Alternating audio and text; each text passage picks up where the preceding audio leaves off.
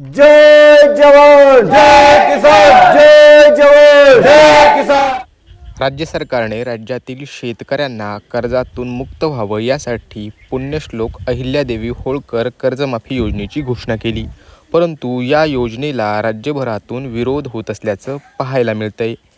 राष्ट्रवादी शरद पवार गटाचे नेते रोहित पवार यांनी पंढरपूरमध्ये अन्नत्याग आंदोलन केल्यानंतर बुलढाण्यामध्ये शेतकरी संघटनेचे नेते रविकांत तुपकर यांनी देखील अन्नत्याग आंदोलनाला सुरुवात केली आहे।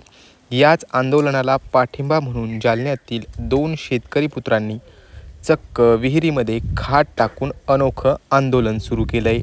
राज्य सरकारने केलेली कर्जमाफी ही फसवी असून शेतकऱ्यांना नियम आणि अटीच्या जंजाळात अडकवू नका, सरसकट कर्जमाफीचं आश्वासन दिलेलं असताना जाचक अटी आणि शर्ती लावून सरकार शेतकऱ्यांच्या हातामध्ये धोंडा देत असल्याचा आरोप यावेळी नारायण लोखंडे आणि विकास जाधव यांनी केलाय। पाहुयात काय आहेत आंदोलकांच्या भावना।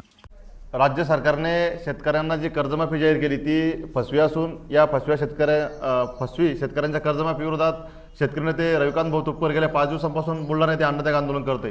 मात्र सरकारने सध्या झोपेचं सोंग घेतलेलं आहे। रविकांत भाऊंच्या तब्येत खालावत चालली असून त्यांच्या ठिय्या आंदोलनाला आमचा पाठिंबा असून आज भोकरदन येथे आम्ही सिंचनविहिरीमध्ये खाटेवर बसून त्यांच्या समर्थनार्थ ठिय्या आंदोलन करतोय। प्रामुख्याने आमची अशी मागणी आहे की शेतकऱ्यांची सरसकट कर्जमाफी करण्यात यावी, 7/12 कोरा करण्यात यावा। तसेच ज्या शेतकऱ्यांनी गायगोटे वृक्ष लागवड त्यानंतर सिंचनविहिरीचे बांधकाम केले त्या शेतकऱ्यांना तात्काळ कुशल मजुराची रक्कम त्यांना देण्यात यावी, पीक विमा तात्काळ मंजूर करण्यात यावा।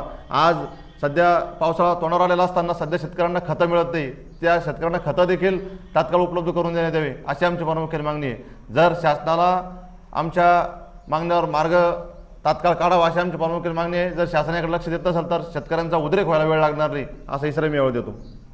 जय जवान जय किसान।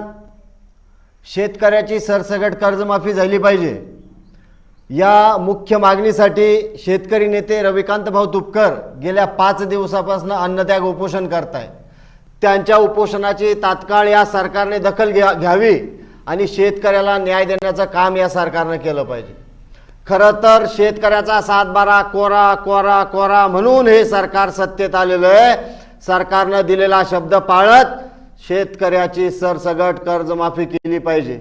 तसेच रविकांत भाऊ तुपकर यांची तब्येत खालावत चाललेली आहे, त्यांच्या जीवाचं काही बरं वाईट झालं तर याची सर्वस्व जबाबदारी सरकारची असेल।